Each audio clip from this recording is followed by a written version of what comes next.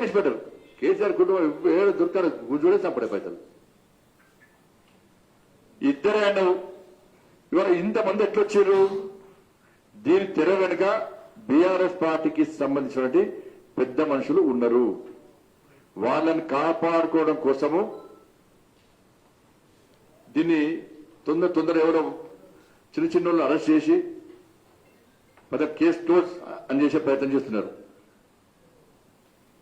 మళ్ళా నువ్వు నోటీస్ ఇస్తే వాళ్ళను మళ్ళీ వాళ్ళ ఆధ్వర్యంలోనే మళ్ళీ ఎగ్జామ్ సెంటర్ కండక్ట్ చేస్తున్నావు.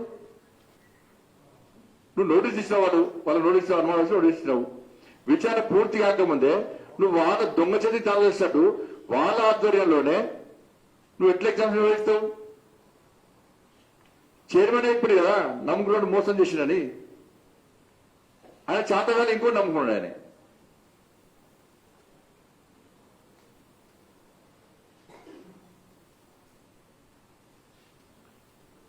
కాబట్టి కొడుకును బత్తరవే, ఫస్ట్ నీ కొడుకును బత్తరవే.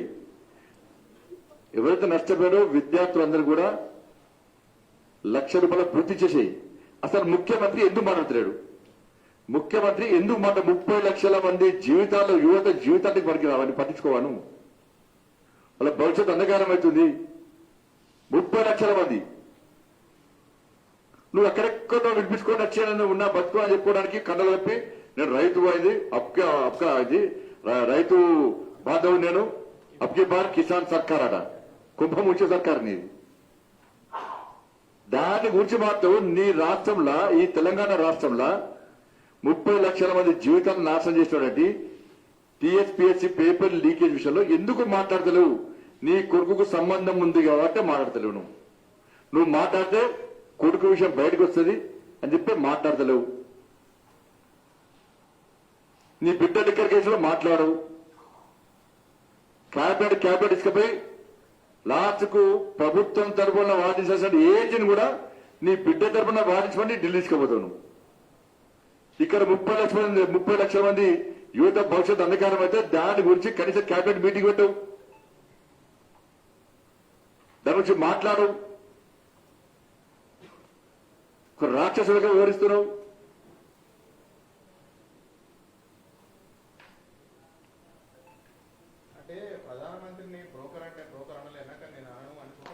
నేను కూడా అన్నా కదా, ముఖ్యమంత్రి పాస్పోర్ట్ బ్రోకర్ గాడు అంటారు. నా తప్పు సంస్కారం అడ్డం వస్తుంది మాకు.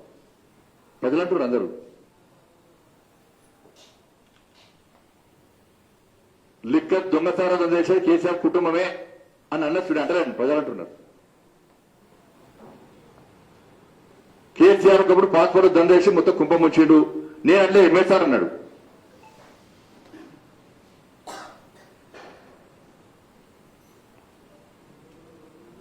మాట్లాడప్పుడు సంస్కారంగా మాట్లాడాలి.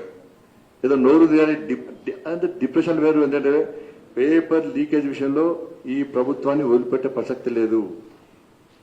ఈ పేపర్ లీకేజ్ విషయంలో కొడుకును కాపాడడం కోసము కేసీఆర్ బెంగాల్ తరహా పాలనను తెలంగాణ రాష్ట్రంలో సాగించే ప్రయత్నం చేస్తున్నాడు. భారతీయ జనతా పార్టీ కార్యకర్తలను నాన్ బెయిలబుల్ కేసులతో బెదిరించి రిమాండ్ చేసే ప్రయత్నం చేస్తున్నాడు. ఇది ఆల్రెడీ 2 days బ్యాక్ రాష్ట్ర ముఖ్యమంత్రి అధికారికి ఆదేశాలు ఇచ్చిండు. మాకు సమాచారం ఉంది. బెంగాల్లో ఏ విధంగా భారతీయ జనతా పార్టీ కార్యకర్తలను అనదొక్కినామో అట్లా అటువంటి ఒక నియంత్రణ ఉత్తర కొరియా కిమ్ అట్లా నియంత ఆయన అంతకంటే ఘోరమైన నియంత కొరియా ఉత్తర కొరియా నియంత్ర కిమ్ ఆడ నియంత్రణ సేమ్ ఆయననే, ఆయన వారసుడు. ఆయన బెంగాల్ ధర పాలన కొనసాగించాలని చూస్తున్నాడు. బెంగాల్లో అనేక మంది భారతీయ జనతా పార్టీ కార్యకర్తలు త్యాగం చేశారు. ఇక్కడ భారతీయ జనతా పార్టీ కార్యకర్తలు ఈ మూర్ఖత్వ పదాన్ని, ఈ నియంత్రణ ప్రభుత్వాన్ని, ఈ కుటుంబ పనులను అంతరించడానికి దేనికైనా సిద్ధపడి ఇలా ముందుకు వస్తున్న కార్యకర్తలు భారతీయ జనతా పార్టీ కార్యకర్తల విషయాన్ని కేసీఆర్ గుర్తుంచుకోవాలి. నువ్వు నియంత్రణకు వివరిస్తే దానికి ఏ విధంగా గుణపాఠం చెప్పాలో పక్క మా కార్యకర్తలు చెప్తారు, నేను చెప్తాను, తప్పకుండా 100% చెప్తాను. అది ఏం భయం లేదు. కేవలం బిడ్డను కాపాడుకోవడం కోసము, కొడుకును కాపాడుకోవడం కోసము కేసీఆర్ కుటుంబం అహర్నిశలు శ్రమిస్తున్నారు. కానీ ఇక్కడ 30 లక్షల మంది విద్యార్థుల యొక్క బతుకు నాశనమైతే కనీసం కేసీఆర్ కుటుంబం మాట్లాడతలేరు, డైవర్ట్ చేసే ప్రయత్నం చేస్తున్నారు. హాయ్ ఫ్రెండ్స్, మా టుడే టుమారో యూట్యూబ్ ఛానల్ చూస్తున్నందుకు చాలా థ్యాంక్స్. మరిన్ని లేటెస్ట్ వీడియోస్ కోసం వెంటనే సబ్స్క్రైబ్ చేయండి. అలాగే ఈ బెల్ ని కూడా రింగ్ చేసేయండి.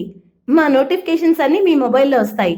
అలాగే మా వీడియోస్ మీకు నచ్చితే లైక్ చేయండి, షేర్ చేయండి, నచ్చకపోతే కామెంట్ చేయండి.